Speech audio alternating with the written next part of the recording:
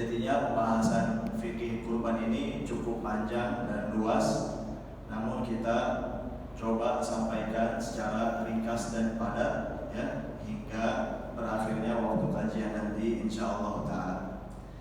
Baik, di sini kita akan sebutkan ada sekitar 30 masalah.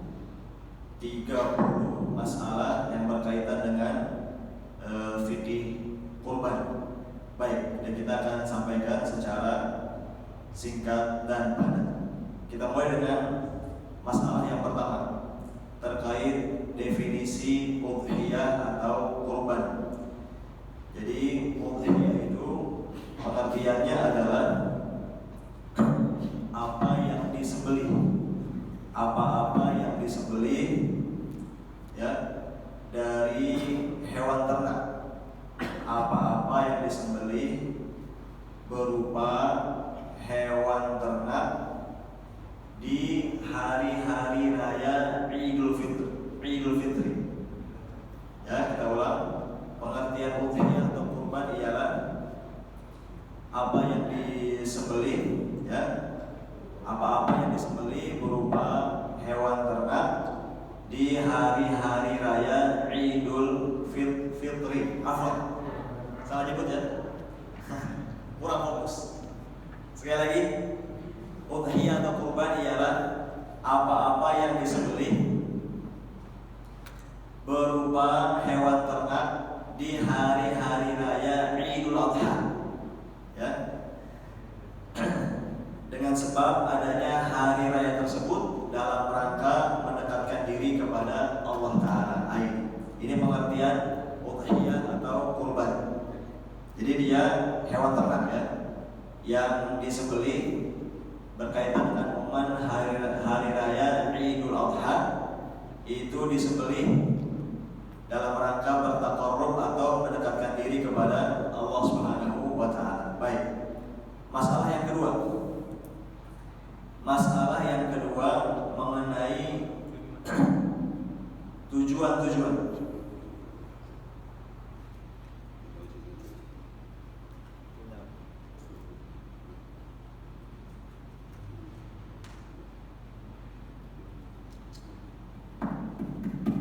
Cek baik. Ya, masalah yang kedua yaitu mengenai tujuan-tujuan dari disyariatkannya udhiyah atau kurban. Ya, sejumlah tujuan atau maksud dari disyariatkannya ibadah udhiyah atau kurban. Maka secara garis besar ada 3 maksud, ada 3 tujuan. Tujuan yang pertama, udhiyah atau berkurban ini memang termasuk sunnah alias ajaran Nabi Ibrahim alaihissalam, yang kita telah diperintahkan oleh Allah Ta'ala untuk mengikuti ya millah Ibrahim alaihissalam. Itu tujuan yang pertama ya, dalam rangka mengikuti millah Nabi Ibrahim alaihissalam. Yang kedua, di antara maksud atau tujuan dari berkurban ialah bertaqarrub alias mendekatkan diri kepada Allah Ta'ala dengan mengalirkan darah hewan sembelihan. Ini maksud yang kedua. Jadi disembelihnya hewan kurban tersebut itu dalam rangka bertaqarrub atau mendekatkan diri kepada Allah Ta'ala. Maksud yang ketiga dari syariat kurban ialah memberikan keluasan atau kesenangan, ya, memberikan kegembiraan kepada keluarga orang-orang fakir, ya, pada hari raya Idul Adha. Ini maksud yang ketiga, memberikan kegembiraan kepada keluarga orang-orang fakir, ya, di hari raya Idul Adha, dan juga ya memberikan hadiah kepada kerabat dan juga tetangga. Ini maksud yang ketiga dari disyariatkannya kurban, memberikan kegembiraan untuk keluarga sendiri, untuk orang-orang fakir di hari raya Idul Adha, dan juga memberikan hadiah untuk ya karib kerabat beserta tetangga sekitar. Baik. Masalah yang ketiga ya, yaitu tentang pensyariatan udhiyah atau kurban. Ya. Udhiyah atau kurban ini termasuk amalan mulia yang disyariatkan pada ya bagian dari 10 hari pertama bulan Dzulhijjah, yang mana kurban ini termasuk syiar Allah yang wajib untuk dimuliakan. Ya. Dan udhiyah atau berkurban ini itu telah disyariatkan berdasarkan Al-Quran, As-Sunnah, dan Ijma'. Jadi pensyariatan kurban ini berdasarkan ayat Al-Quran, berdasarkan hadis Nabi Sallallahu Alaihi Wasallam, dan juga ijma' alias kesepakatan para ulama, di mana tidak ada silang pendapat di kalangan para ulama tentang disyariatkannya udhiyah atau kurban. Baik. Lanjut, masalah yang keempat. Masalah yang keempat yaitu tentang hukum udhiyah. Hukum udhiyah atau hukum berkurban. Tadi di masalah ketiga sudah kita pahami bahwa ulama sepakat berkurban ini merupakan amalan ibadah yang telah disyariatkan. Ya, dalilnya jelas. Ya, sekarang masalah yang keempat ialah mengenai status hukumnya. Apa status hukum berkurban? Maka para ulama telah berselisih. Para ulama telah berbeda pendapat tentang hukum udhiyah atau berkurban, di mana sebagian mereka ada yang berpendapat ya kurban itu sunnah muakkadah, hukumnya sunnah yang sangat dianjurkan. Ada lagi sebagian ulama yang memandang bahwa berkurban ini hukumnya sampai wajib. Jadi ini masalah khilafiyah. Ini termasuk masalah khilafiyah mengenai hukum kurban. Sebagian ada yang bilang sunnah muakkadah, sebagian ada yang mengatakan wajib. Ya, ada demikian. Ya, dan masing-masing punya argumen. Masing-masing punya argumen. Ya. Dan yang dimaksud ya dengan kurban atau udhiyah ini tentu dilakukan oleh seseorang yang memiliki kemampuan, memiliki keluasan harta untuk berkurban. Ya. Namun ulama berbeda pendapat. Ada yang menyatakan ya statusnya sebatas sunnah muakkadah, sunnah yang sangat dianjurkan. Namun ada pula sebagian ulama yang berpendapat bahwa kurban ini hukumnya wajib. Ya, hukumnya wajib atas orang yang mampu. Baik. Masalah yang kelima yaitu tentang apa yang lebih afdol, mana yang lebih afdol, mana yang lebih utama antara berkurban atau bersedekah senilai dengan hewan kurban. Ya, ini masalah kelima. Mana yang lebih afdol antara berkurban ataukah bersedekah senilai dengan pembelian hewan kurban? Ya, maka jawabnya adalah berkurban lebih afdol.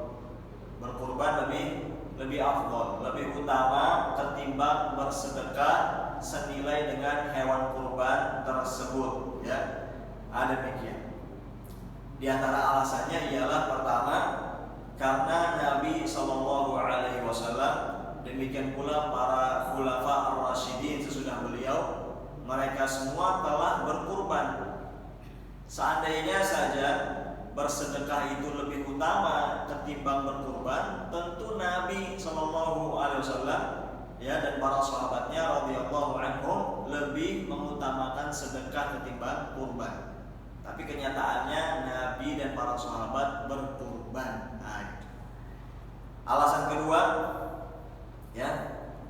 kedua yaitu karena bila lebih mengutamakan sedekah ketimbang berkurban, maka ini bisa berakibat ditinggalkannya ya ajaran kurban tersebut. Itu sebab yang kedua, mengapa kurban lebih afdal. Karena kalau yang lebih utamakan ialah sedekah, maka ini bisa menghilangkan syariat kurban tersebut. Baik. Alasan yang ketiga adalah karena memang menyembelihnya itu, mengalirkan darah hewan kurban itu, itulah yang dimaksudkan dalam ibadah udhiyah atau kurban. Dan bentuk penyembelihan ini tidak bisa diganti dengan sekedar sedekah. Jadi dalam ibadah kurban itu menyembelihnya, goroknya, itu ibadahnya di situ. Itu puncak ibadahnya. Ya, itu puncak ibadahnya. Demikian. Ini perlu kita pahami. Jadi puncak ibadah dari ibadah kurban ialah sembelihnya, goroknya, bukan bagi-bagi dagingnya. Kita ulang ya. Puncak ibadah dalam kurban itu goroknya, sembelihnya. Ya. Puncaknya bukan bagi-bagi dagingnya. Bagi-bagi dagingnya itu adalah pelengkap. Ya, bagi-bagi daging itu adalah pelengkap, tapi puncak ibadah dari kurban itu sembelihnya. Sembelihnya. Ya. Karena menyembelih itu termasuk bentuk ibadah. Makanya Allah berfirman, "Fasholli li rabbika wanhar." Salatlah engkau karena Rabbmu, wanhar, dan menyembelihlah. Ya. Jadi puncak ibadah dari berkurban itu ialah menyembelihnya, bukan bagi-bagi dagingnya. Demikian. Masalah yang keenam ialah hewan yang dijadikan kurban.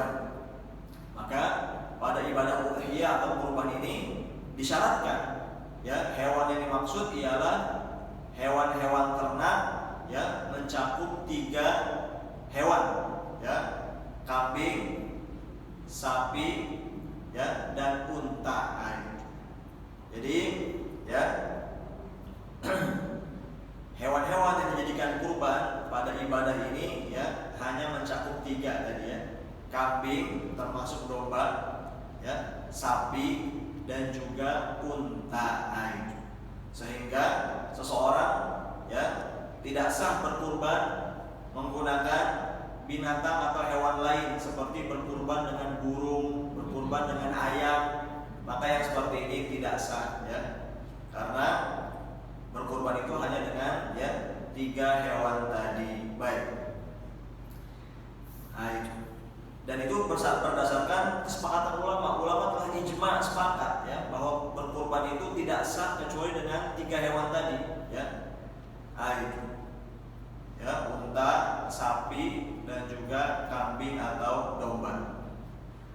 Masalah yang ketujuh, ya. Masalah yang ketujuh tentang, ya, mana dari 3 hewan tadi yang lebih afdol untuk dikurbankan? Mana dari 3 hewan tadi yang lebih afdol untuk dikurbankan? Apakah unta, sapi, ataukah kambing? Maka ini termasuk masalah khilafiyah. Ini termasuk masalah khilafiyah yang para ulama berbeda pendapat. Hanya saja kebanyakan para ulama berpandangan yang afdol, yang lebih utama ialah berkurban dengan unta, kemudian dengan sapi, kemudian baru dengan kambing. Dengan alasan, kata mereka, ya, karena unta dan sapi ini lebih banyak dagingnya, lebih mahal nilainya, dan juga lebih bermanfaat bagi orang banyak. Ini kalau bicara mana yang lebih afdol, ya, semuanya sah. Hanya saja yang lebih afdol menurut kebanyakan ulama tadi, sebagaimana yang kita sebutkan. Baik. Berikutnya masalah yang ke-8. Masalah yang ke-8 tentang berkurban dengan hewan betina. Berkurban dengan hewan betina. Apa hukumnya? Ya, berkurban dengan unta tapi betina, sapi tapi betina, kambing tapi betina, ya, atau domba tapi dia, ya, betina. Maka jawabnya tidak masalah, tidak mengapa berkurban, ya, dengan hewan ternak tadi yang jenis kelaminnya betina sah. Hanya saja berkurban dengan hewan yang jenis kelaminnya jantan ini lebih afdol. Ya, berkurban dengan hewan ternak yang jenis kelaminnya jantan ini lebih afdol. Ya, ada dua alasan, diantaranya yang pertama karena yang jenis kelamin jantan disebutkan biasanya ya lebih tinggi harganya, ya. Atau alasan yang kedua karena Nabi SAW dahulu beliau berkurbannya pakai jantan, ya, tidak pakai betina. Namun tetap sah kalau ada orang yang berkurban dengan hewan betina. Lanjut, ya, masalah ke-9 tentang usia, ya, atau umur yang mencukupi pada hewan kurban, ya, yang menjadikan sah pada hewan kurban. Maka rinciannya sebagai berikut. Kalau domba, ya, domba itu minimal sudah genap 6 bulan. Domba minimal sudah genap 6 bulan. Sedangkan kambing, ya, maka usianya harus sudah genap 1 tahun dan dia sudah masuk menuju tahun yang kedua. Jadi pada kambing minimal sudah genap 1 tahun. Sedangkan pada sapi, ya, minimal sudah genap 2 tahun, ya. Minimal sudah genap 2 tahun, ya, yang sudah mulai masuk ke berjalan menuju tahun ketiga. Itu sapi. Sedangkan unta, ya, adalah yang sudah genap 5 tahun. Sudah genap 5 tahun dan sudah mulai masuk menjalani tahun ke-6. Ya. Ini usianya ini. Disebutkan dalam sejumlah dalil seperti itu. Jadi domba itu minimalnya tadi, ya, sudah genap, ya, domba itu sudah genap 6 tahun, domba sudah genap 6 bulan. Ya, kambing itu sudah genap 1 tahun, ya, sapi itu sudah genap 2 tahun, sedangkan unta sudah genap 5 tahun. Nah, artinya kalau berkurban dengan hewan-hewan tadi di bawah umurnya tidak sah. Di bawah umur yang telah ditentukan tidak sah. Nah, itu. Baik. Ini kita sebutkan secara singkat ringkas ini, ya. Nah, itu. Dan kita belum membacakan dalil-dalilnya karena waktunya sangat terbatas sekali, ya. Dan kita ingin sampaikan semuanya. Masalah yang ke-10, ya. Masalah yang ke-10, ya, yaitu hewan udhiyah atau hewan kurban ini mencukupi untuk berapa orang, ya? Mencukupi untuk berapa orang? Hewan kurban ini mencukupi untuk berapa orang? Maka disebutkan, ya, berkurban dengan 1 ekor kambing atau domba, ya, itu sudah mencukupi bagi 1 orang berikut, ya, seluruh anggota keluarganya sekalipun banyak. Artinya, ya, dengan kurban 1 ekor ini itu sudah, ya, mencukupi bagi si pekurban berikut, ya, anggota rumah tangganya. Demikian. Sehingga dari sini kita bisa pahami, ya, sebetulnya setiap tahun tidak perlu digilir atas namanya. Ya, tahun ini atas nama bapak, tahun depan atas nama istrinya, tahun depan lagi atas nama kakak, ya, anak pertama, tahun depan lagi atas nama adiknya, ya, anak kedua dan seterusnya. Ya, sebetulnya tidak perlu digilir, cukup kepala keluarganya saja. Ya, cukup atas nama kepala keluarga yang berkurban itu. Itu semua sudah mencukupi pahalanya bagi 1 keluarga. Itu. Baik. Ya. Itu. Dan untuk kurban menggunakan kambing atau domba ini, ya, tidak boleh padanya kolektif, ya. Kalau kambing Kalau kambing atau domba ini ya tidak berlaku kolektif patungan. Nah, karena satu domba ini atau satu kambing ini untuk satu pekurban, sehingga tidak dibolehkan untuk kolektif alias patungan dalam membeli ya satu hewan kurban tersebut. Ini berdasarkan ijma kesepakatan ulama, ya tidak dibenarkan untuk kolektif atau patungan pada kurban kambing atau domba. Sedangkan kalau kurbannya itu ya dengan sapi ya maka bisa sah dengan cara kolektif 7 orang ya. Dengan cara kolektif 7 orang. Baik. Jadi kalau sapi ya bisa sah dengan cara kolektif patungan ya 7 pekurban. Ya berdasarkan dalil-dalil yang ada demikian. Itu ya. Baik. Itu masalah yang ke-10 tentang ya hewan kurban ini mencukupi untuk siapa saja. Tadi ya kalau berkurban dengan kambing tadi ya itu sudah mencukupi buat satu pekurban berikut seluruh anggota rumah tangganya. Ya. Dan tidak berlaku patungan pada pembelian satu ekor kambing itu. Sedangkan ya pada pembelian kurban dengan sapi itu sah ya bisa sah dengan kolektif patungan 7 orang. Baik. Ya dan tidak menutup kesempatan kalau ada ya satu orang saja yang berkurban dengan satu ekor sapi itu bagus ya. Ya, itu terbuka lebar yang seperti itu. Jadi bisa untuk sapi ini bisa kolektif, bisa sendiri.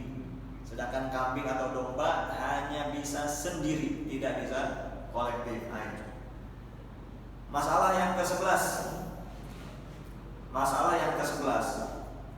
Ini ada perbincangan di kalangan para ulama, yaitu tentang ini pertanyaannya mana yang lebih afdol? Ya. Ikut kolektif patungan sapi atau unta ataukah sendirian saja kurban satu ekor kambing. Ini semuanya sah dan berpahala ya. Cuma bahasanya mana yang lebih afdol. Ya, bahasanya mana yang lebih afdol.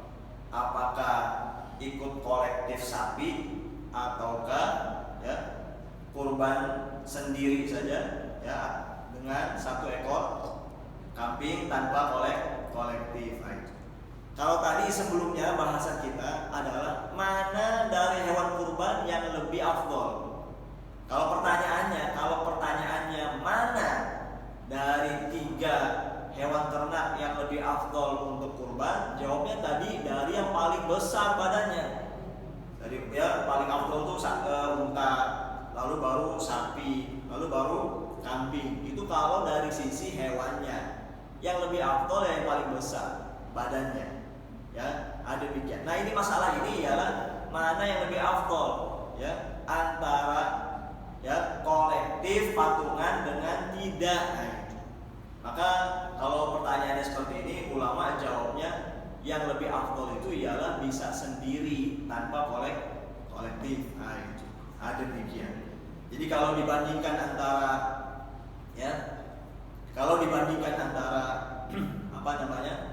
kolektif sapi dengan sendirian kambing, ulama jawabnya yang lebih afdol adalah sendirian kambing. Apa alasan mereka? Mereka jawab tadi ya. Alasan pertama ialah karena puncak dari ibadah kurban itu goroknya sembelihannya. Semakin banyak kepala hewan yang digorok, semakin afdol itu. Ya, itu puncak dari ibadah kurban. Ya, alasan kedua ialah karena yang disebutkan dalam riwayat Nabi SAW itu ya pernah berkurban dengan kambing dan tentu beliau ya mengamalkan yang afdol. Tapi penjelasan afdol tidak afdol ini tadi ya tidak menghalangi kaum muslimin jika memang ingin kolektif sapi. Misalnya juga mempertimbangkan ya Misalnya mempertimbangkan banyak pihak yang ingin disenangkan dengan daging kurban, ya, sedangkan kita tahu bahwa daging kurban lebih banyak dihasilkan oleh sapi, ya, maka silakan saja kalau punya, ya, pertimbangan seperti itu. Demikian. Di sini kita hanya sampaikan apa yang dijelaskan oleh para ulama. Masalah yang kedua ada anjuran, ya, untuk memilih, ya. Masalah yang kedua ialah adanya anjuran untuk memilih fisik hewan kurban yang paling gemuk dan paling bagus. Ini ada anjuran ya. Sebetulnya, ya, nanti kita bahas. Ya, seseorang berkurban dengan hewan kurban, bagaimanapun juga kondisi fisiknya, asalkan terbebas dari cacat, itu sah. Hanya saja di sini ada anjuran untuk memilih yang paling gemuk dan paling bagus fisiknya.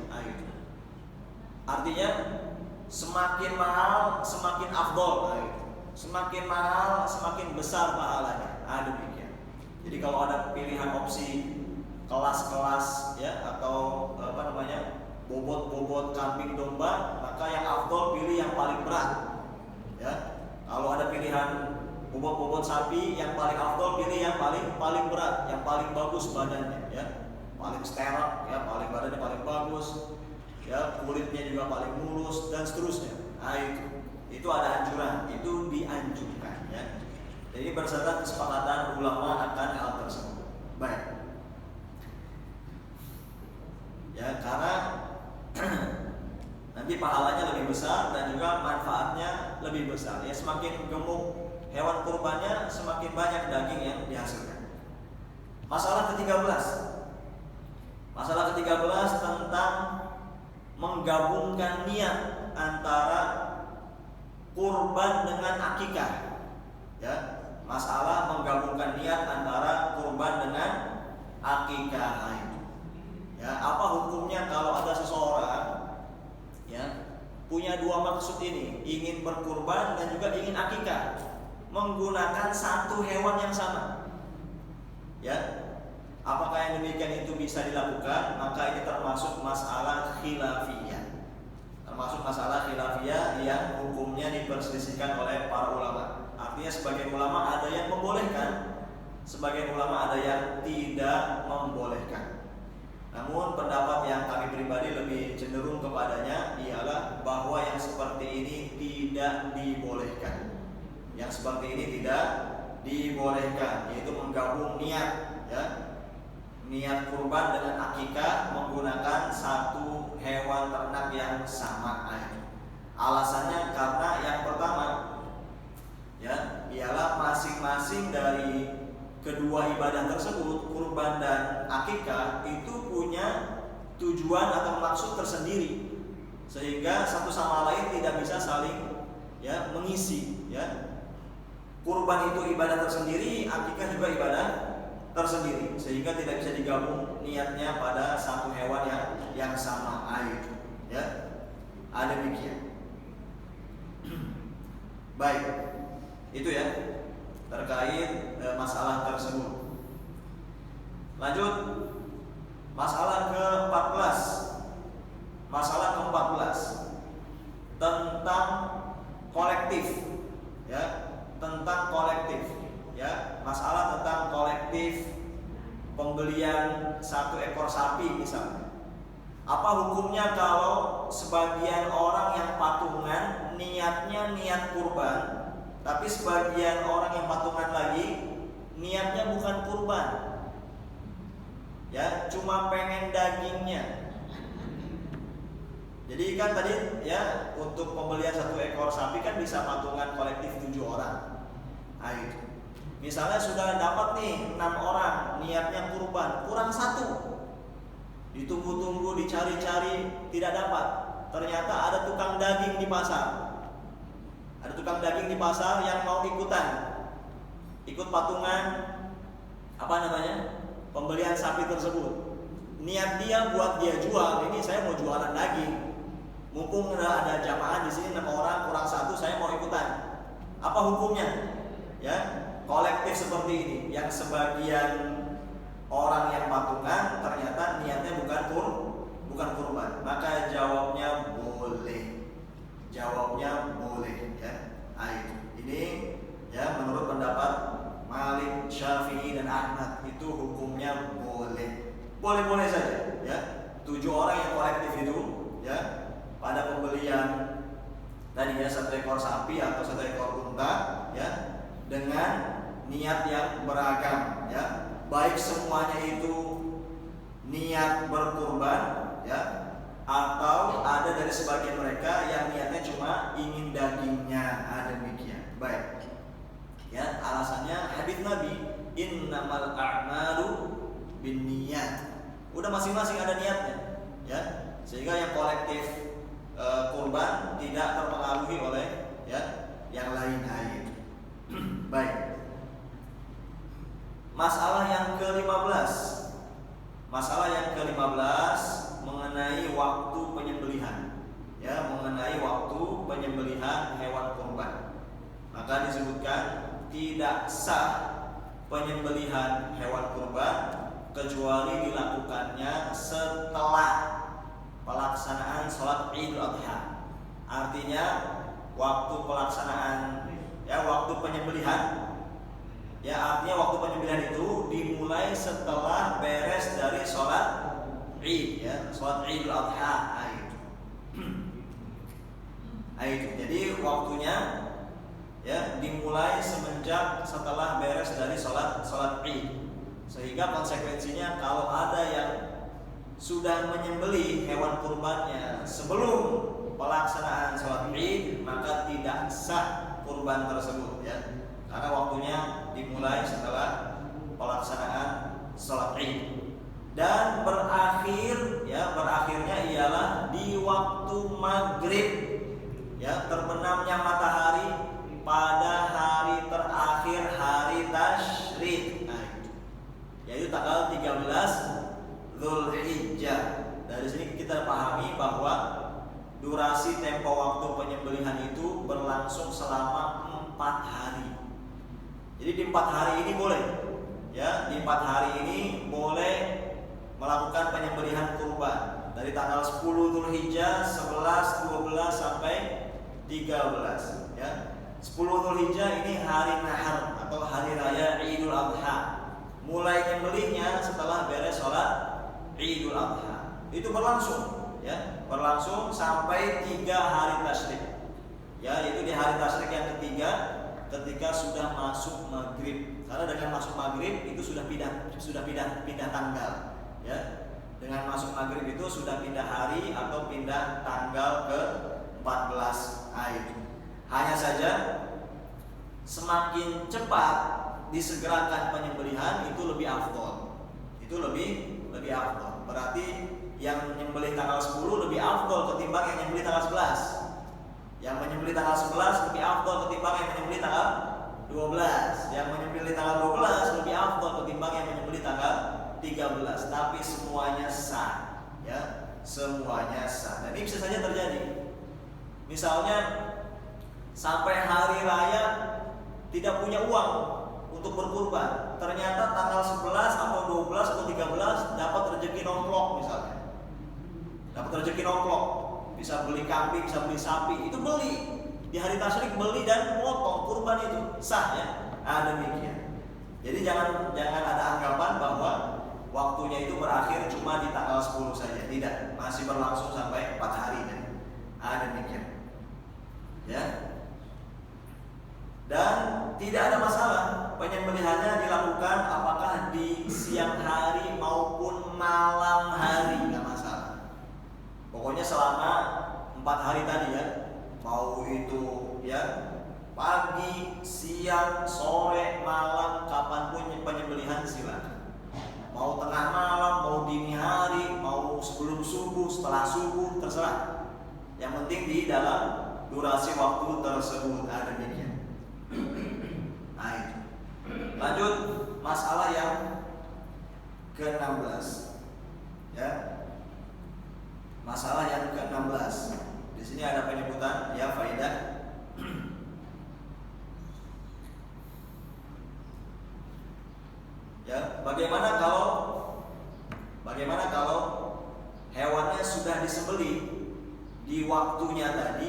namun ternyata distribusi dagingnya belum selesai sampai habis waktu, maka jawabnya tetap sah ya, tetap sah dan tidak masalah. Yang penting disembelihnya itu masih di waktu tadi ya, paling akhir itu sebelum maghrib hari tasyrik yang ketiga. Jadi kalau sudah disembelih tapi ternyata pengurusan dagingnya belum beres sampai sudah masuk tanggal 14, tidak masalah, dilanjut saja pembagian dagingnya. Itu masalah yang ke-17. Masalah yang ke-17. Itu ya. Di sini masalah ke-17 ada masalah bagaimana kalau hewan kurbannya ya hilang. Bagaimana kalau hewan kurbannya hilang? Dia sudah beli ya, dia sudah beli, ternyata hewan kurbannya ini hilang, kabur ya, malam-malam tiba-tiba kandangnya udah kosong atau dicuri orang. Itu.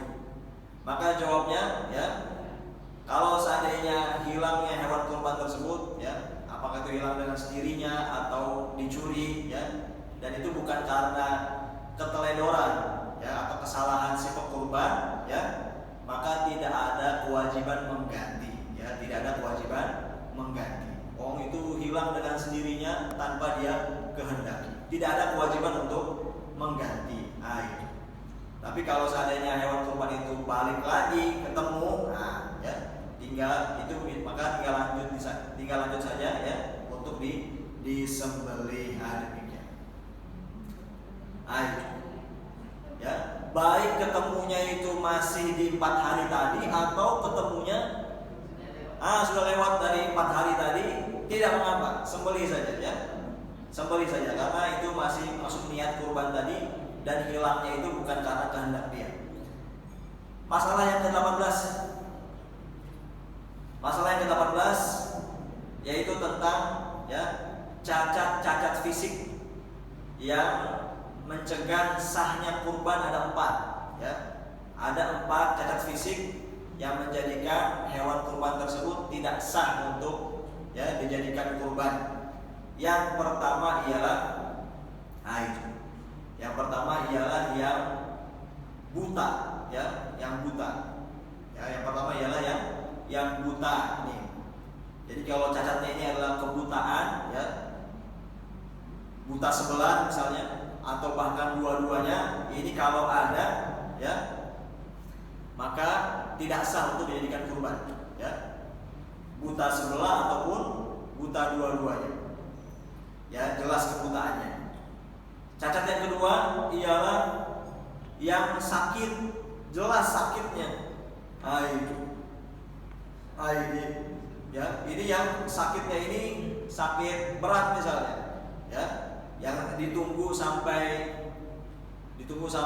berakhirnya durasi kurban tadi ternyata tidak sembuh-sembuh, maka tidak bisa ini ya digunakan untuk kurban ya, dia tidak bisa digunakan untuk kurban. Ini yang sakit, jelas sakitnya itu. Yang ketiga ya hewan kurban sakit jelas ya, dia lemes-lemes ya, nggak bisa berdiri dan semisalnya kelihatan ya, itu nggak sah. Cacat yang ketiga ialah ya yang pincang ya, pincang jelas pincangnya itu ya. Jadi kalau ketika perhatikan jalannya itu pincang dengan pincang yang jelas ya, pincang jelas ya, pincang permanen ya. Itu ya, yang pincang ini tidak sah ya. Itu termasuk pincang pula ya kalau ada misalnya ada satu kakinya yang terpotong, tidak ada cacat, itu nggak bisa, tidak sah. Cacat yang keempat ialah ya, cacat yang keempat ialah yang terlalu kurus ya, sampai menyebabkan dia nggak bisa berdiri ya. Ini saking kurus, ini saking letoynya ini, itu didiriin jatuh lagi. Yang seperti ini tidak sah ya. Ini ijma ulama akan hal tersebut. Yang 4 itu 4 cacat yang tidak sah pada hewan kurban. Demikian. Baik. Lanjut. Masalah ke-19 ya, cacat fisik yang hukumnya makruh. cacat fisik yang hukumnya makruh. Nah, ini cuma makruh saja. Tetap sah berkurban dengannya, tapi ada kemakruhan. Kalau 4 cacat tadi menyebabkan tidak sah. Kalau sekarang ya cacat yang status hukumnya makruh, ya. Itu yang pertama, seperti misalnya ya di bagian kupingnya itu ada yang terpotong, ya. Di bagian kupingnya ada yang terpotong atau ada bolong begitu, ya. Ini makruh saja, tetap sah menggunakannya. Nah, itu, ya.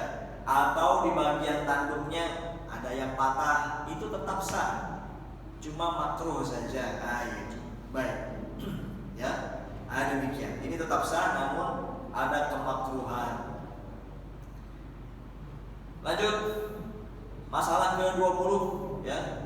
Perkara yang mesti dijauhi oleh pekurban. Perkara yang mesti dijauhi oleh pekurban, yaitu diharamkan bagi orang yang sudah berniat untuk kurban apabila sudah masuk hilal Dzulhijjah, ya, diharamkan untuk mencukur rambut atau bulunya. Demikian pula dilarang untuk menggunting kuku. Nah, itu sampai hewan kurbannya disembelih. Ini ada hadisnya ini. Dan semalam sidang isbat sudah memutuskan, ya. Kita sudah masuk tanggal, di Indonesia sudah masuk tanggal 1 Dzulhijjah. Maka bagi yang sudah punya niat kurban, baik yang sudah beli ataupun belum beli sampai sekarang, tapi sudah ada niat, sudah tidak boleh lagi, ya, cukur bulu-bulu atau cukur rambut di badannya, dan juga tidak boleh lagi untuk gunting kuku. Tapi bagi yang belum ada niat ini masih boleh. Misalnya nanti baru ada niatnya tanggal 8 karena uangnya baru ada tanggal 8. Maka dari tanggal 8 itu dia tidak boleh cukur dan tidak boleh gunting kuku. Baik. Berikutnya, ini belum suruh kan, ini belum, ya? Belum. Ini lagi, ya? Baik. Masalah yang ke-21. Masalah yang ke-21, ya. Siapa yang menyembelih, ya? Siapa yang menyembelih? Maka ada anjuran untuk, ya, ada anjuran agar si pekurbanlah yang menyembelih sendiri hewan kurbannya. Jika memang si pekurban punya keterampilan dan kemampuan, itu ada anjuran, itu sunnah, ya. Jadi yang paling utama untuk menyembelih adalah ya si pekurban itu, ya, sebelum diwakilkan kepada orang lain. Kalau memang punya keterampilan, ya, mampu, maka dianjurkan untuk menyembelih sendiri dengan tangannya. Baik. Tapi kalau seandainya, ya, dia wakilkan kepada orang lain untuk menyembelihnya, maka boleh-boleh saja. Hanya saja anjurannya bisa menyembelih sendiri. Baik. Dan jangan sampai cuma modal nekat, ya, cuma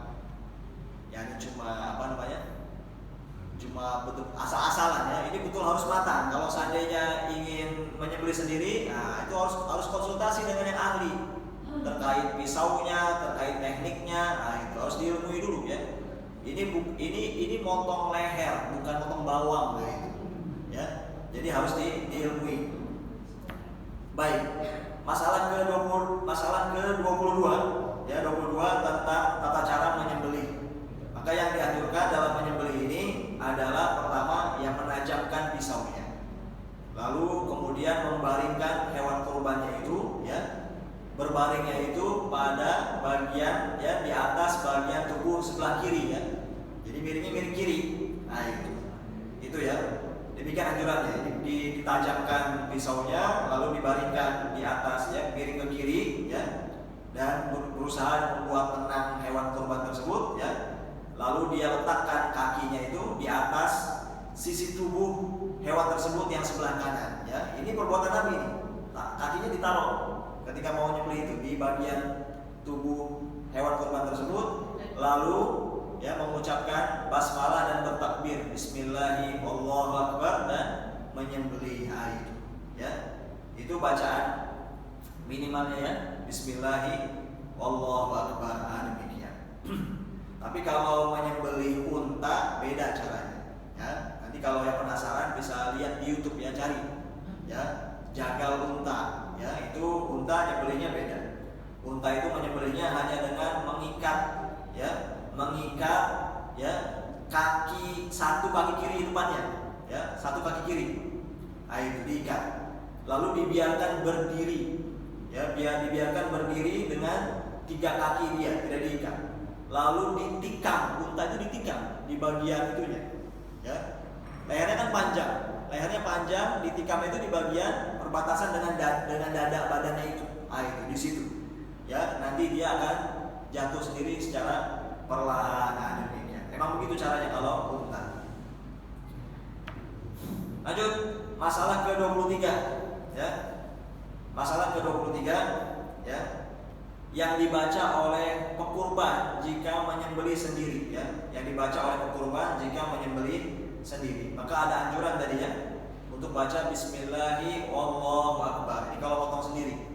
Lalu dia juga bisa tambahkan dengan bacaan Allahumma hadza anni wa ahli baiti Allahumma taqabbal minni. Ini bagus. Artinya, ya Allah, ini hewan kurban atas namaku dan juga untuk ya keluargaku. Ya Allah, terimalah dariku. Itu ya. Ada demikian. Baik. Masalah yang ke-24 ya.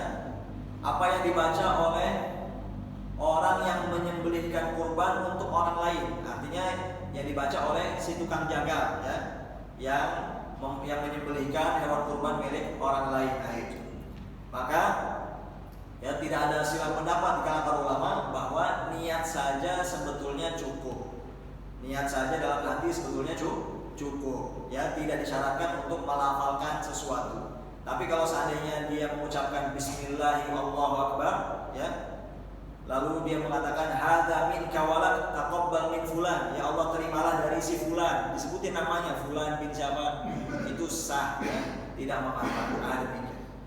Masalah yang ke-25 ya, masalah yang ke-25 dianjurkan bagi si pekurban ya, dianjurkan bagi si pekurban ya ketika hari raya Idul Adha itu tidak mengonsumsi apapun kecuali setelah sholat Idul Adha dan dia sarapannya dengan hasil hewan kurbannya. Ini kalau bisa. Ya, memang ada hadisnya. Kalau bisa itu sarapan pertama dia adalah hasil daging hewan kurban dia. Ya, ini yang dianjurkan kalau bisa, kalau memungkinkan. Ya. Kalau orang Indonesia lama nyianginnya ya. Tapi kalau orang Arab itu cepat. Orang Arab itu cepat. Orang Arab itu malah kebiasaan mereka kalau ada tamu dadakan, mereka langsung sembelih kambing, bisa disajikan langsung. Ya, mereka ada keterampilan untuk ya menyajikan itu secara cepat. Itu sunnah aja. Lalu masalah yang ke-26. Masalah yang ke-26 ialah tentang distribusi daging kurban. Ya, tentang distribusi daging kurban. Maka jawabnya ya, pada pendistribusian daging kurban itu sebetulnya tidak sama dengan distribusi zakat. Kalau zakat itu jelas ada mustahiknya. Kalau kurban itu lebih bebas. Kurban itu distribusi dagingnya lebih bebas. Ya, ulama terangkan ya terkait distribusi daging kurban ini. Pertama yang dianjurkan ialah ada bagian yang dikonsumsi oleh si kurban itu sendiri.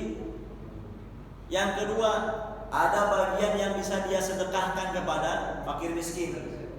Yang ketiga, ada bagian yang bisa dia hadiahkan untuk karib kerabat, untuk tetangga. Jadi distribusi daging kurban itu nggak ada mustahik fakir miskin harus, nggak ada. Jelas ya? Daging kurban itu buat semua orang. Orang kaya boleh terima, orang kaya boleh dikasih. Itu. Jadi persepsi yang keliru tuh. Ya. Ada kalimat misalnya ya, menyalurkan daging kurban kepada yang berhak. Siapa yang berhak? Semuanya berhak. Itu. Ya, semuanya berhak. Ada demikian. Jadi bisa dikonsumsi oleh si pekurban, ada bagian yang dia sedekahkan buat fakir miskin, ada bagian yang bisa dihadiahkan untuk karib kerabat maupun tetangga ya, sekalipun orang-orang kaya itu tetap dikasih, dibagi itu ya, supaya hari raya Idul Adha ini adalah hari semua senang, hari semua makan. Nah itu ya, sekomplek ini semua harus dapat. Nah itu ya, sekomplek ini harus dapat. Nah, jangan sampai ada tetangga yang malah tidak dapat. Baik, itu ya, itu disebutkan dalam sejumlah dalil. Masalah ke-27 ya. Masalah 27, mendistribusikan daging kurban untuk orang kafir, untuk orang non muslim. Apa hukumnya? Jawabnya boleh. Jawabnya boleh ya. Mendistribusikan daging kurban, ada bagian yang diberikan kepada non muslim, orang kafir, tidak masalah. Nah, itu. Semoga dengan harapan juga ada unsur dakwah di situ ya. Ada demikian. Karena ini bagian dari ya sedekah. Nah, itu. Baik. Ya. Baik. Ini berbeda dengan zakat ya, berbeda dengan zakat. Kalau zakat tidak didistribusikan kepada orang kafir, kecuali orang kafir ini adalah orang kafir yang diharapkan untuk masuk Islam. Baik. Lanjut, dikit lagi nih. Gila ya? Yang ke-28. Masalah ke-28. Ya, tentang memberikan upah. Ya, memberikan upah kepada tukang potong, tukang jagal, ya upahnya berupa bagian dari hewan kurban, ya. Maka ini hukumnya tidak boleh, ya. Ini hukumnya tidak boleh. Kalau mau memberikan upah, ya, untuk tukang jagal, tukang potong, maka itu dari kantong sendiri, ya, berupa uang, upah yang lain, ya. Jadi jangan ada bagian, ya, dari hewan kurban itu yang dijadikan sebagai upah potong, upah jagal, tidak. Tapi dari uang kantong sendiri. Ada hadis yang melarang hal seperti itu. Makanya kalau ketika di awal kesepakatan ya dengan tukang jagal, si tukang jagal tersebut mensyaratkan, ya boleh ya upahnya sekian rupiah, tapi saya mensyaratkan kepala buat saya, kulit buat saya, ini buat saya. Nah, ini bagian dari syarat upah ini. Tukang jagal seperti ini jangan dipakai ini. Tukang jagal seperti ini jangan dipakai, ganti aja. Nah, itu. Kalau ada yang baik ya, kalau ada yang syarat-syarat seperti itu, ya, ada demikian.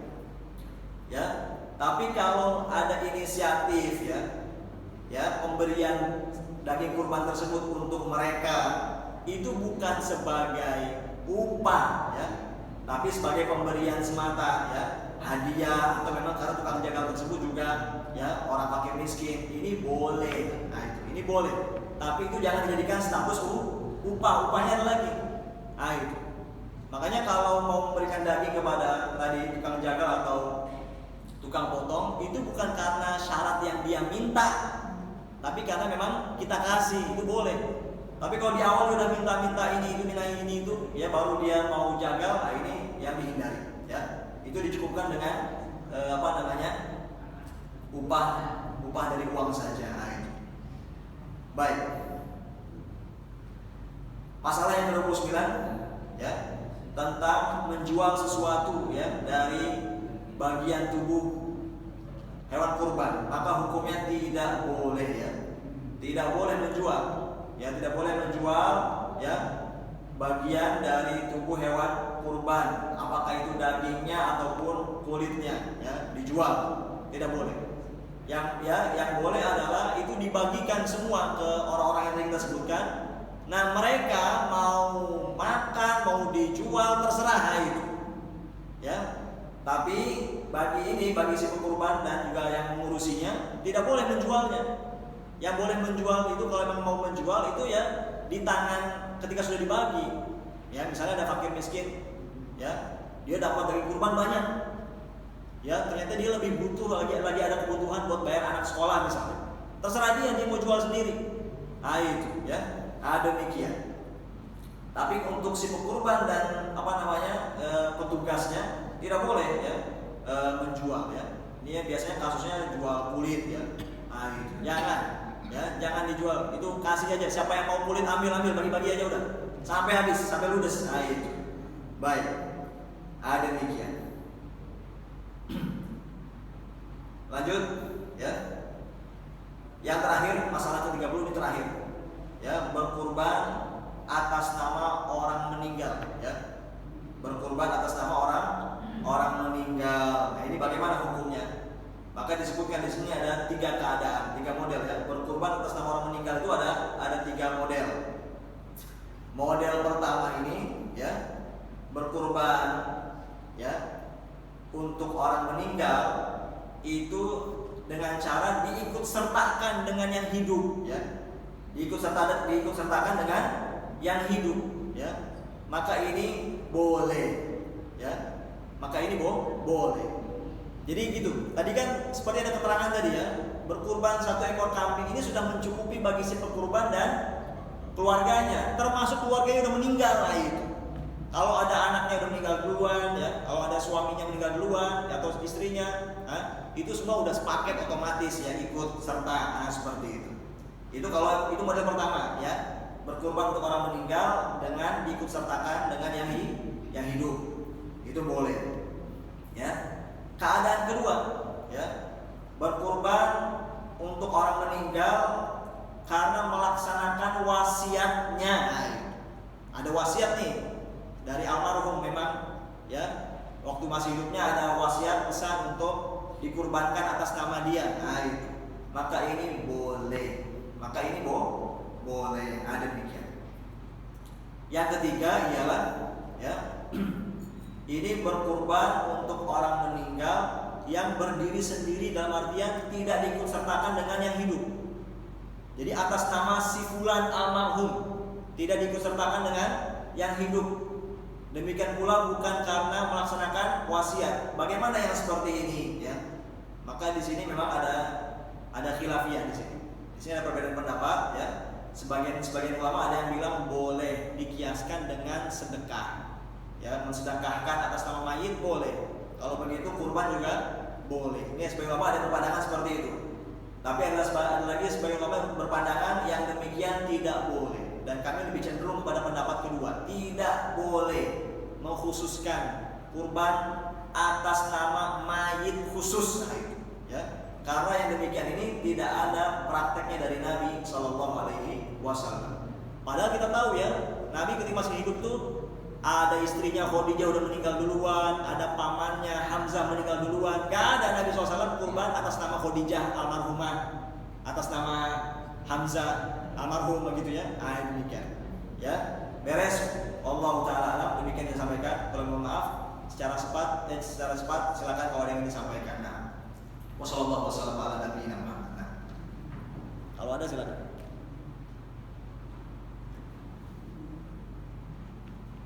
Dulu jamaah yang lain dulu, pengurus dulu.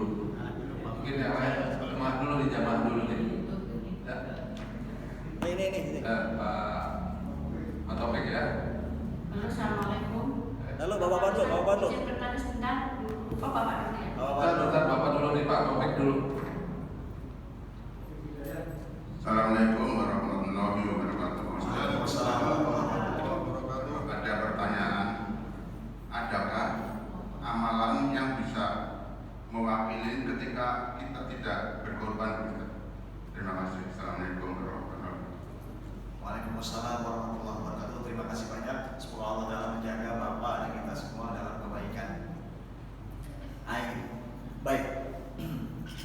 Pertanyaannya, ya, adakah kiranya alternatif, ya, amalan lain bagi seorang muslim yang qadarullah tahun ini belum ada kemudahan untuk berkurban, tapi ingin pahalanya juga, seperti itu. Seperti orang yang mampu, demikian.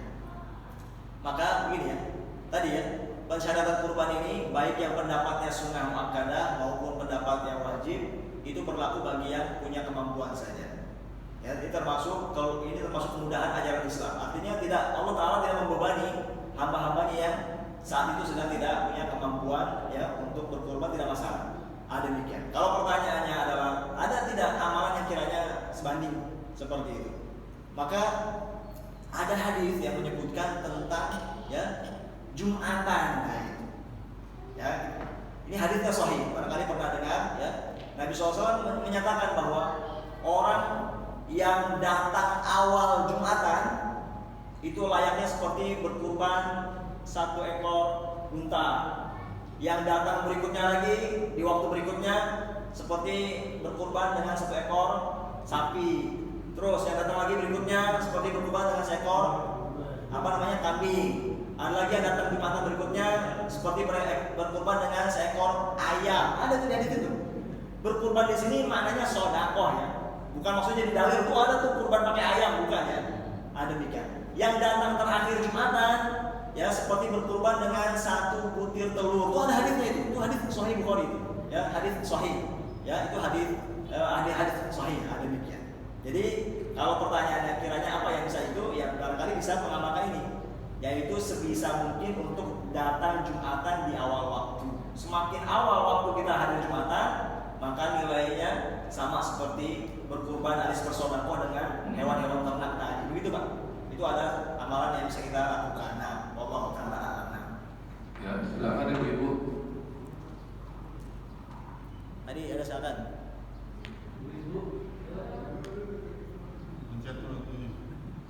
Bolehkah misalnya kita berkorban kambing itu misalnya suami istri patungan? Dan untuk yang kedua, kalau untuk berkorban atas nama yang meninggal itu berarti atas nama kita plus yang meninggal dia nggak satu sama kambing, boleh nggak? Baik, terima kasih banyak. Semoga Allah Ta'ala menjaga ibu dan kita semua dalam kebaikan. Ya. Ini mau beli kambing nih, mau beli 1 ekor kambing. Uang suami kurang 500.000 bukan? Kebetulan istrinya punya simpanan. Nah gitu. Ya, musyawarah dengan suami istri mau kurban nih kurang uangnya, ada demikian. Ya, lalu ternyata oleh istrinya digenapkan ya kalau gitu pakai nih uangnya. Seperti itu. Ya, seperti bagaimana? Ya, maka yang seperti ini jangan dianggap sebagai kolektif ya. Jangan dianggap sebagai kolektif ada 2 pekurban. Pekurban pertama suami, pekurban kedua istri. Jangan begitu, ya. Tapi dibuat jadi 1 pekurban, ya. Cukup atas nama suami. Nah, tinggal status uang 500.000 itu aja. Itu mau statusnya mau apa? Mau istrinya memang kasih buat suaminya sukarela atau statusnya hutang. Bapak ini saya kasih nih ya, 500.000 nanti aku ganti ya, hutang ya. Nah, itu boleh-boleh saja. Dan itu bukan kolektif, tetap yang berkurban 1 orang. Demikian. Itu yang pertama ya. Yang kedua, ini. Yang kedua nih mau berkurban 1 ekor kambing ya. Tadi kan sudah mencukupi sudah mencukupi diri berkurban dan anggota rumah tangganya. Ternyata ada salah 1 anggota rumah tangganya sudah meninggal ya. Demikian. Nah, maka tadi jawabnya ya, itu sudah mencakupi ya, termasuk yang sudah meninggal. Dan dalam hal ini sebetulnya ya, kalau mau buat pendataan pekurban cukup nama kepala rumah tangga saja. Tidak perlu didikte panjang-panjang. Itu atas nama ini, lalu juga tolong diikut sertakan anak saya almarhum yang ini, nggak perlu begitu ya. Allah tuh nggak perlu didikte. Allah Ta'ala paham, Allah Ta'ala mengetahui niat hamba-hambanya, itu sudah otomatis. Ya, yang penting cukup ya nama pekurban intinya saja. Demikian. Masih ada? Assalamualaikum warahmatullahi wabarakatuh. Salam. Ibu-ibu dari Dokter dulu Bu. Assalamualaikum warahmatullahi wabarakatuh. Ustaz, ada 2 pertanyaan. Yang pertama, kita ingin berkurban, duitnya kurang, kita ngutang dulu ke orang lain. Nanti ya kita bayar lagi. Itu boleh nggak kalau ngutang? Karena belum mampu tapi ngutang dulu. Yang kedua, bagaimana kalau kita ada komunitas misalnya, satu keluarga itu atau suatu arisan itu ya, kita nabung, nanti tahun besok ini cuma berapa yang dapat 1 orang, tapi dari uang kumpulan arisan tadi berikutnya lagi nanti ya, siapa lagi gitu. Itu boleh nggak Ustaz itu ya? Terima kasih. Assalamualaikum warahmatullahi wabarakatuh. Waalaikumsalam warahmatullahi wabarakatuh. Terima kasih banyak. Semoga Allah Ta'ala menjaga Bapak dan kita semua dalam kebaikan. Baik kasus pertama maupun kasus kedua hakikatnya sama, yaitu berkurban dengan modal mutang. Ya, karena arisan itu ada itu jadinya hutang. Maka jawabnya bagaimana? Ya, jawabnya sah-sah saja kalau itu terjadi. Jawabnya sah kurbannya dan berpahala kurbannya. Demikian, ya. Karena berhutang itu termasuk muamalah yang hukumnya mubah, boleh. Yang tidak boleh itu adalah kalau ngemplang hutang. Itu ngemplang hutang nggak boleh, ya. Demikian. Jadi berkurban dengan modal dari hasil berhutang itu sah. Cuma secara nasihat saja, ya. Harus perhitungan matang, ya. Seseorang sebelum memutuskan untuk berhutang kurban, dia harus perhitungan matang. Dia termasuk yang mampu tidak kiranya nanti untuk melunasi. Harus punya perhitungan matang. Dia udah hitung-hitungan, oh nanti insya Allah akan ada tagihan kontrakan dan seterusnya, bulan depan bisa diganti, ya, itu nggak apa-apa. Tapi kalau cuma modal nekat, ya modal nekat udah pas-pasan, ini susah jadi tambal sana tambal sini, itu kurang baik yang seperti itu. Allah Ta'ala. Cukup? Masih ada? Siapa dulu nih? Terserah deh, Pak Afif dulu ya. Pak Afif.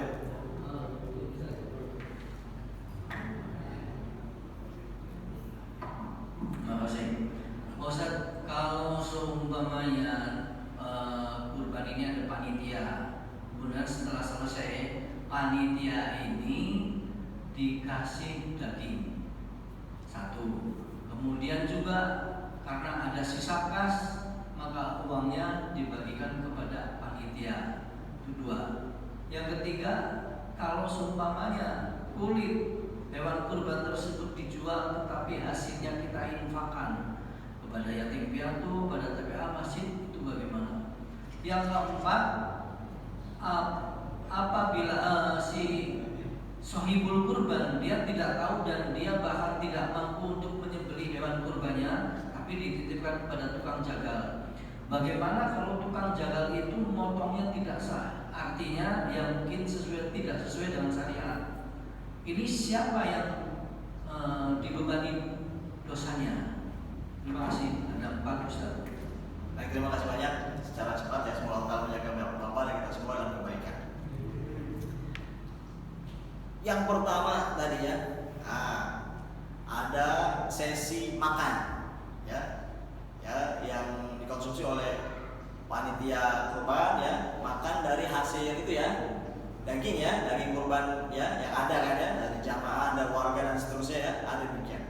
Maka jawabnya hukumnya boleh kalau itu bukan statusnya diupah.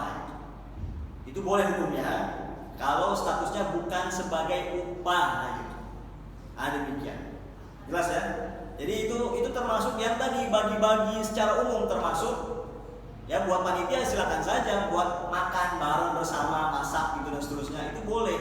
Tapi jangan menjadikan statusnya sebagai upah bantu gitu. Jangan. Itu murni kita buat semua makan, semua senang. Itu ya, demikian. Jelas ya? Kalau panitia ini ada ada keinginan upah, maka itu dari uang, dari kantong lain, seperti itu. Jangan jadikan daging itu sebagai upahnya. Daging ini hanya sebagai senang-senang di hari raya, itu boleh, demikian, boleh. Tapi jangan selalu jadi upah. Itu aja ya. Kalau ada panitia yang mensyaratkan upah, jangan ambil dari sini, kasih uang yang lain. Itu. Yang kedua tadi, ada sisa uang kas. Itu. Maka pertanyaannya adalah, ini sumber sisa kas ini dari mana? Itu. Ini sumber sisa kas ini dari mana? Dari sahibul kurban.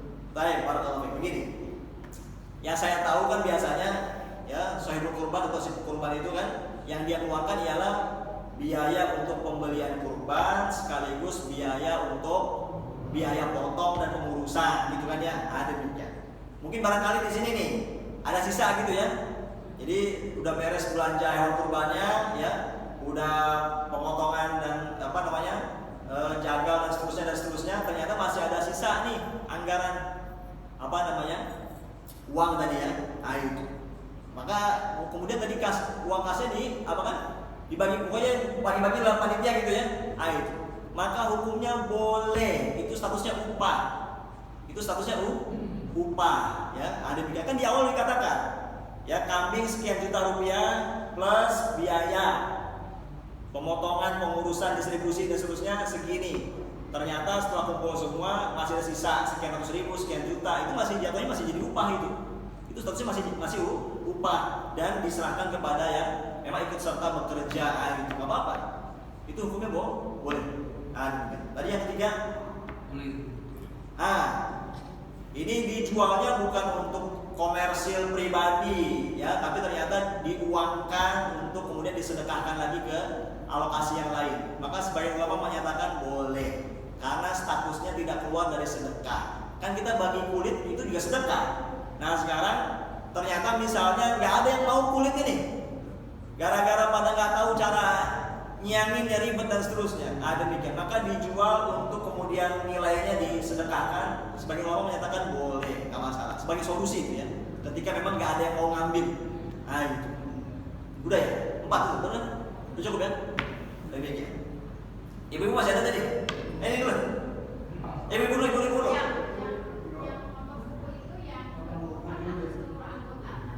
Baik, terima kasih banyak. Mumpung ibu sudah nyebut tadi ya, ini cepat aja ya. Tadi tentang larangan cukur, larangan gunting kuku, ini atas siapa? Jawabnya atas satu orang pekurban gitu. Jadi istri anak-anaknya tidak ikut kena larangan tersebut. Itu nggak masalah, istri anak-anaknya cukur dan gunting kuku. Cuma ya kepala rumah tangganya saja yang tidak. Gitu. Baik. Apa satu lagi tak? Dikit lagi. Tak? Ya gimana? Kalau misalnya seorang anak kita mau berkorban untuk atas nama orang tuanya, nah itu kan ayah saya misalnya, nah itu atas nama suami saya, atas nama saya gitu. Baik, barakallahu fiik. Ya. Ini ya. Ini sekarang mau ikut sertakan ini nih, orang tua yang almarhum begitu ya. Mau digabungkan ke keluarganya gitu ya. Demikian. Maka yang kita lihat di sini adalah tadi ya, yang dimaksud dengan mengikut sertakan pahala itu adalah di keluarga inti ya, rumah tangga inti. Ini kalau sudah bersuami ini berarti sudah punya cakupan sendiri, sedangkan ke atas itu udah beda rumah tangga gitu. Demikian, sehingga ya tidak seperti itu ya. Jadi pilih salah satu saja. Ini memang mau atas nama bapak yang sudah meninggal, itu sebagai sedekah dari anak untuk orang tua, ya itu pilih itu, atau pilih ya udah di rumah tangga dia aja seperti itu, gitu ya. Tidak, kami memandang ya, anak pribadi memandang tidak bisa menggabung seperti itu. Demikian. Wallahu a'lam. Ya. Terima kasih. Assalamualaikum warahmatullahi wabarakatuh. Waalaikumsalam warahmatullahi wabarakatuh. Mudah-mudahan sesuai dengan tema masalah nomor 9, yaitu tentang umur hewan kurban. Ya. Apa perlu kita tanyakan kepada penjual hewan kurban umurnya berapa nih? Tadi Pak Ustaz kan menerangkan umurnya kalau tidak salah untuk kambing 6 bulan, untuk sapi 2 tahun. Apa etis kita menanyakan seperti itu? Karena kalau tidak ditanyakan nanti tidak sah itu. Terima kasih Pak Ustaz.